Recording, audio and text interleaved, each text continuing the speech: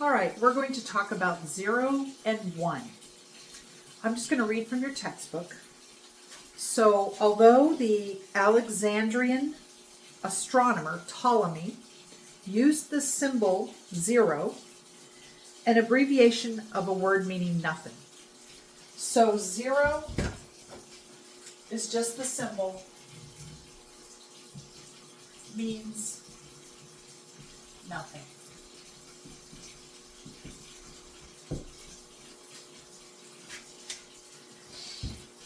Because numbers originated with counting, and it doesn't seem natural to count with 0, it was not considered to be a number.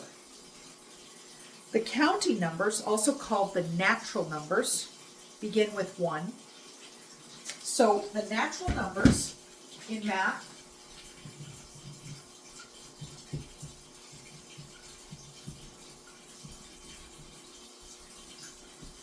are 1, 2, 3, 4, 5. Counting numbers.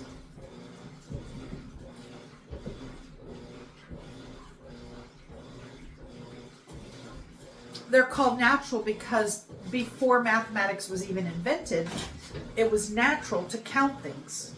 It was just a normal thing to do. If you have 3 apples, you count them and you start with 1, 2, 3. And so that's why we call them the natural numbers, because they're the ones you use to count with. So since 0 is nothing, you don't count with 0. Although 0 is never used in counting, it is sometimes used to answer the same question that the counting numbers answer. And that is the question of how many. If you don't have any apples, then you have 0 apples. And so that number, even though we're not counting, it answers the same question, how many. So the behavior of the number 0 in calculations differs from that of all other numbers in several basic ways. It is the only number that can be added to or subtracted from another number without changing that number. So for every number x, and so I'm not picking a specific number, I'm just saying x. X is a letter, but it's representing a mystery number. Okay, that's what letters are used in algebra for, is to represent numbers that you don't know what number you're talking about. So let x be any number. So if it represents a certain amount, then if we add nothing to it, we're going to get the same amount, right?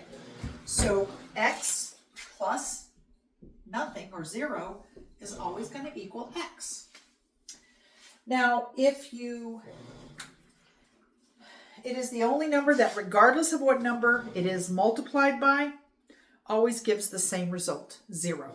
So if you take a number, x, and you multiply it, and in algebra we often use a dot to show that we're multiplying by 0, or a number will say x dot 0, and that means you're multiplying. We don't want to write x times 0 because we're using x for a variable, and in elementary school you used x for multiplication, so that's confusing. So we're switching our symbol for multiplication, and now it's going to be a dot. In algebra, you use a dot to show that you're multiplying by 0. And any number, whatever it is, whatever x, our mystery number is, if we multiply it by 0, it's still going to be 0. Okay? So, any number plus 0 is that number, the original number. And any number times 0 is always going to be 0.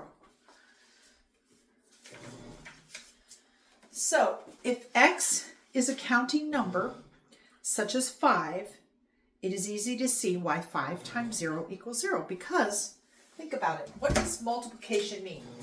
If you say 5 times 0, you're taking 5 zeros. 0 plus 0 plus 0 plus 0 plus 0. And 5 zeros added together is still going to be 0.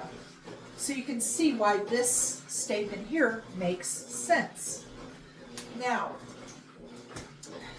Strange as it may seem, it is easy to divide 0 by another number, yet dividing by 0 makes no sense at all. So remember that the quotient of two numbers, x and y, and John's calling me, so I'm just going to answer.